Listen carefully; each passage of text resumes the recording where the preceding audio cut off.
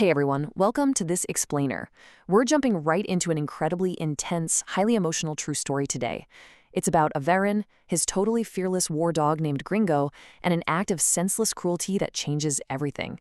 We're going to look closely at Gringo's painful survival journey, but we're seeing it entirely through his owner's desperate, heartbroken perspective. You'll see just how far he goes to balance the scales. Let's get right to it. So, picture this. It's New Year's Eve. The narrator and Gringo are just sitting outside enjoying a peaceful night watching the sky. And then, out of nowhere, a lit firework comes flying straight at them.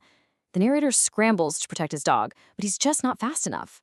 The firework detonates right next to Gringo's leg, and he cries out instantly.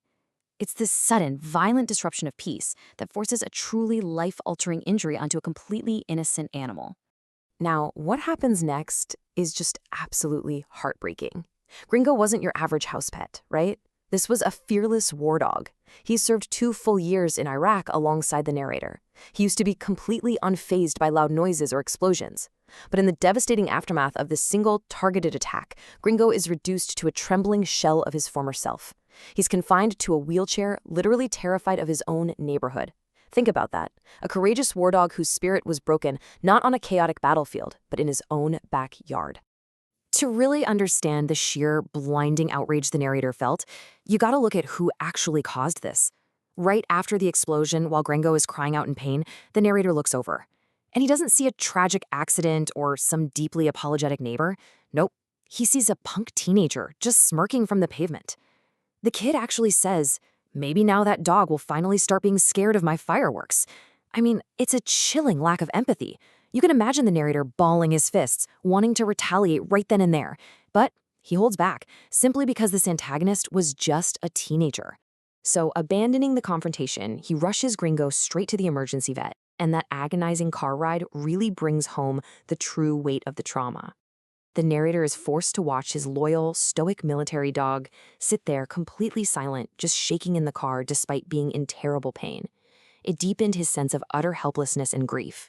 It's such a gut-wrenching detail, isn't it? A tough, former military dog trying to quietly endure this unimaginable agony while his owner watches, totally powerless to stop it. The grueling aftermath just unfolded relentlessly. Hour 1 at the vet brought the worst news possible. Gringo's leg had to be amputated. By day 2, Gringo was rolling home using a specialized dog wheelchair for his back legs. But the physical trauma of losing a limb, that was really only the beginning. That trauma was heavily compounded in the weeks that followed by daily, deliberate psychological torture.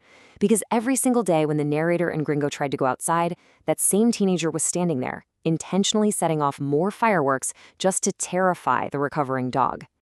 2 weeks, that's all it took. It's an incredibly bitter irony for the narrator. Just 2 weeks of targeted, daily neighborhood cruelty was enough to instill a trembling, paralyzing terror in a dog that had successfully survived 2 entire years in an active, chaotic war zone in Iraq. The narrator describes gripping his own head in absolute horror, forced to watch his brave companion reduced to shaking fear. And it's this specific 2-week period of escalating cruelty that serves as the catalyst. It finally pushes the narrator right over the edge. Unable to stomach Gringo's silent suffering for even one more day, the narrator devises a highly calculated plan. First, he spots the teenager stashing a fresh box of fireworks in a shed. Next, he calls in backup, a fellow veteran named Hughes, and Hughes just so happens to be a trained bomb diffuser. Perfect, right? That night, they sneak into the shed to rig the fireworks. But while they're in there, they see something deeply disturbing. Looking through the window, they spot the teen throwing darts at a board covered in pictures of dogs. This completely confirmed what the veterans suspected. They weren't dealing with a careless, dumb kid. This was someone harboring a deep, malicious intent. So, when the teenager finally opens his front door to the 2 veterans, his sheer arrogance is just stunning. He actually laughs, asking, "Are you here to beg me to stop with the fireworks? Your dog can't take much more." He was completely, blissfully unaware that the dynamic had shifted. He genuinely thought he still held all the power, entirely oblivious to the fact that these 2 military veterans had arrived to violently flip the script on him. The turning point happens in literally a split second. Before the teenager can even finish gloating, Hughes, the bomb diffuser, instantly escalates the situation. He takes what's described as a soul firework and sticks it directly onto the punk's hand. At the exact same time, the narrator pulls out and holds up a detonator. Just like that, in a flash, the power dynamic is entirely inverted. The narrator looks right at him and issues a terrifying ultimatum. Now walk with us, or your hand goes boom. You can imagine, the teenager's face goes completely pale. He tries to call their bluff, stammering out that they're lying. But the veterans? They aren't asking for permission. They grab him and physically drag him out of his house and straight into his own backyard. And waiting right there in the yard, watching this entire scene unfold and bringing this nightmare full circle is Gringo. Forced face-to-face with the innocent dog he mutilated, the reality of the situation finally crashes down on the teenager. The narrator looks at him and says, "Now we're going to take your hand the way you took his foot." The teenager's legs begin to tremble uncontrollably, and he just drops to his knees in sheer, overwhelming terror. And right then, the narrator presses the detonator in his hand. It lets out a single, terrifying beep. Then the narrator actually laughs.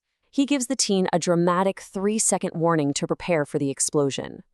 At 3 seconds, the teenager completely breaks, crying out, "No, please, I'll do anything." At 2 seconds, he is desperately begging them to stop. At 1 second, sheer bodily panic sets in. He actually wets himself in fear. Meanwhile, in stark contrast, Gringo is just sitting nearby, happily wagging his tail. And at 0 seconds, the narrator presses the button. The teenager squeezes his eyes shut, pressing his hand into the dirt, and absolutely nothing happens. The narrator broke the teenager's spirit completely without ever causing an ounce of physical harm. Through tears of sheer confusion, the teenager asks what's going on. The veterans get right in his face and reveal the explosive was entirely fake. The narrator tells him, "I wanted you to feel the fear my dog felt, but because I'm nice, I won't actually take one of your limbs even if you deserve it." He issues one final warning. If he ever sees the kid light another firework, he wouldn't hold back. You see, the narrator achieved his ultimate emotional goal. He forced the tormentor to experience the exact same helpless, paralyzing terror that Gringo was forced to endure. So, how do we define what just happened? Well, in the context of this specific story, justice took on a very raw definition, imparting a deep, traumatic lesson in empathy to resolve a delinquency problem. The narrator unstraps the fake firework and sends the teenager home. The kid is left pale, shaking like a leaf, and crying profusely. And according to the narrator, this brutal, incredibly intense, but ultimately nonviolent lesson successfully resolved the neighborhood cruelty once and for all. As we wrap up this explainer, I want to leave you with a final, provocative thought. How far would you go to protect the one who saved you? And does true justice require us to feel the pain we cause others? It's a profound question raised by this gripping account of Gringo's survival journey and his owner's desperate need to protect him. It really challenges our traditional notions of right and wrong, doesn't it?